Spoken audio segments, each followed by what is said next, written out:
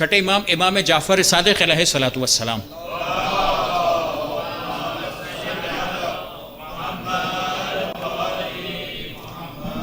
چھٹے امام کا بھی تذکرہ ہے، رسول خدا کا بھی تذکرہ ہے. چھٹے امام نے ذکر کیا کہ اللہ کے رسول جب معراج پہ تشریف لے گئے تو وہاں پر جنت میں ایک قصر دیکھا، ایک محل دیکھا، اور اس محل کی جو کیفیت ذکر کی گئی کہ ایسا سرخ یاقوت کا، ریڈ یاقوت کا محل تھا، جس کے اندر کیفیت یہ تھی کہ جیسے باہر کی روشنی اندر آ رہی ہو، اندر کی روشنی باہر، اس طریقے سے بہترین محل بنا ہوا تھا.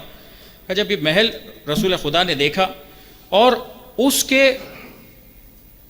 قبے ذکر کیے گئے کہ اس کے اندر 10 قبے تھے، اور وہ بھی کسی عام چیز کے نہیں بلکہ مروارید کے، زبرجد کے، یعنی اہم ترین پتھر، بہترین قسم کا محل. اس محل کی جب کیفیت دیکھی رسول خدا نے تو اب رسول خدا کہتے ہیں کہ میں نے پوچھا جبرائیل یہ محل کس کا ہے؟ یہ محل کس کو ملے گا؟ یہ کس کا محل ہے؟ کہ جب یہ جواب ملا کہ یہ محل کس کا ہے، جناب جبرائیل نے جواب دیا. ظاہر ایک سوال و جواب ذکر کرنے کی ضرورت نہیں ہے کہ یہ سوال و جواب ہوتے ہی اس لیے ہیں کہ تاکہ روایات کے سوال اور جواب کے ذریعے سے ہمارے علم میں اضافہ ہو، ورنہ جبرائیل علیہ السلام وہ ہیں کہ جن کے استاد، جن کی خلقت بعد میں ہوئی ہے، رسول خدا کی خلقت پہلے ہوئی ہے. رسول خدا کے ساتھ معصومین کی خلقت پہلے ہوئی ہے. رسول خدا ہی کے انوار تھے، رسول خدا کا ہی نور تھا کہ جنہوں نے یہ سکھایا کہ خدا کی تسبیح کی کیسے جاتی ہے جناب جبرائیل اور دیگر فرشتوں کو. لیکن سوال اور جواب کے انداز یہ ہم کو بتاتے ہیں کہ معاملے کی حقیقت کیا ہے. آج سوال کیا گیا کہ یہ کیا ہے، کہ جو یہ اس کے لیے ہے کہ جو نیک بات کہے، ہمیشہ روزہ رکھے، بہت زیادہ کھانا کھلائے اور راتوں کو عبادت سے گزارے. کہ یہ 4 کام کرے، اس کے لیے یہ محل ہے. اب 4 کام آسان تو نہیں ہے. کہا کہ نیک بات کہنا، چلو یہ ایک بات ہے کہ مثال کے طور پر ہر مرتبہ انسان جو کہے نیک بات کہے. دوسری بات فرمائے کہ ہمیشہ روزے سے رہے. یہ ہمیشگی کا روزہ ہر انسان کے بس 1 مہینے کا روزہ انسان مشکل سے رکھتا ہے ماہ مبارک میں. تیسری بات بہت زیادہ کھانا کھلانے والا ہو. کھانا کھلانا خود بہت زیادہ افیکٹو ایسی نیکی ہے کہ جو انسان کے بڑے بڑے دنیا کے مشکلات کا بھی حل ہے. کہ انسان مومنین کو، خاص طور پر مساکین کو، خاص طور پر غریبوں کو، جو مومن ہو، جو آل محمد کی محبت رکھنے والے، ان کو کھانا کھلائے. بہترین عبادتوں اور نیکیوں میں سے ایک ہے. کہ یہ محل اس کا ہے جن میں سے ایک کام کرنے والا یہ ہے کہ جو بہت زیادہ کھانا کھلاتا ہو، راتوں کو عبادت کرتا ہو. کہ جب یہ کیفیت تھی تو اب مولا کائنات امیر المؤمنین حضرت علی ابن ابی طالب علیہ الصلوۃ والسلام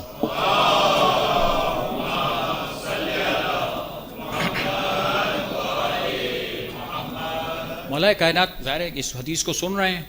سوال کیا کہ اے رسول خدا، آپ کی امت میں سے لوگ اتنی طاقت تو نہیں رکھتے کہ اس محل کو حاصل کر سکے اس طریقے سے جیسے ان جملوں کے حد تک جب بیان ہوا کہ نیکی ہمیشہ کرتے رہیں، عبادتیں ایسی ہوں، مسلسل روزے ہوں، کھانا کھلانا بہت زیادہ ہو، کہ یہ سارا اتنا زیادہ کر تو نہیں پائیں گے آپ کی امت میں سے. رسول خدا نے اس کا جواب دیا. اب معاملے کو اور آسان کر کے بیان کیا گیا. اب وہ آسان معاملہ سنیے تاکہ ہماری زندگی کے اندر اس حدیث کے ذریعے سے اور نور اور روشنی پیدا ہو سکے. ایک مرتبہ صلوات پڑھیں محمد و آل محمد.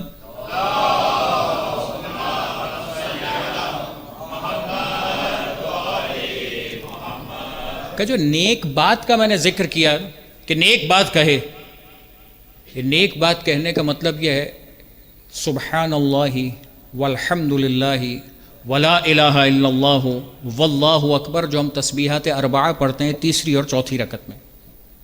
کہ جو یہ پڑھے گا وہ ایسا ہے جو اس کیٹیگری میں چلا جائے گا جو نیک بات کہتا ہو. یہ تسبیحات 4 کتنی اہمیت رکھتی ہے.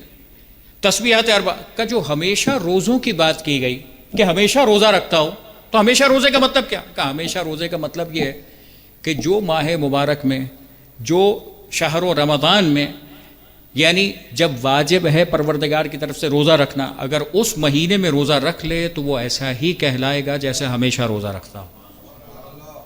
یہ دوسری عبادت. تیسری چیز کا ذکر کیا گیا کہ بہت زیادہ کھانا کھلانا.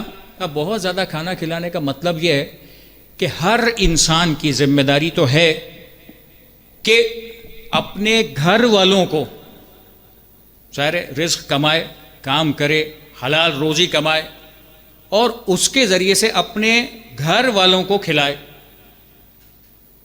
کہاں ہم دوسروں کے کھلانے کی سوچ رہے تھے، رسول خدا فرما رہے ہیں اگر کوئی حلال کما کر محنت کر کے اپنے گھر والوں کو ہی مسلسل کھلاتا رہے، پروردگار عالم اس نیکی کا اجر اسے اس طرح سے عطا کرے گا۔ روایات میں ہے، خود اللہ کے رسول کی حدیثوں میں، الکاسب حبیب اللہ، یعنی جو کسب کرنے والا، جو کمانے والا ہے، جو حلال رزق کمانے کی کوشش کرتا ہے، اب وہ جس بھی فیلڈ کا ہے، جس بھی طریقے سے ہے، لیکن حلال۔ سب سے اہم ترین بات یہ ہے کہ حلال ہو، کم ہو حلال کا باعث برکت ہوا کرتا ہے۔ کثرت سے انسان حرام جمع کرے، اس حرام میں کبھی برکت نہیں ہوتی۔ فرمایا اگر یہ کام کرے گا پروردگار اس طریقے سے اسے عطا کرے گا۔ چوتھی چیز کا راتوں کو عبادتیں کرتا ہو، وہ کیسے؟ کہ وہ جو راتوں کی عبادتیں ہیں، فرمایا گیا اگر کوئی شخص نماز شب پڑھ لے تو وہ ایسا ہی شمار کیا جائے گا جیسے راتوں کو عبادت میں گزارنے والا ہو۔ یعنی نماز شب کے جو موجودہ مراجعین کی جو مسائل اور فقہی نظریات کے اعتبار سے، حتیٰ نماز عشاء کے بعد بھی مراجعین اجازت دیتے ہیں کہ پڑھی جا سکتی ہے، کم سے کم اتنا ضرور کرے کہ نماز شب اپنی زندگی میں رکھے۔ اتنے فوائد ذکر کیے گئے کہ جس کا انسان سوچ نہیں سکتا، ایسے نور اور ایسے رزق کے وسیلے پروردگار پیدا کیا کرتا اس نماز شب کے توسط سے، اس نماز شب کے بدلے میں، کہ جس کو انسان تصور نہیں کر سکتا۔ صلوات پڑھیے محمد و آل محمد۔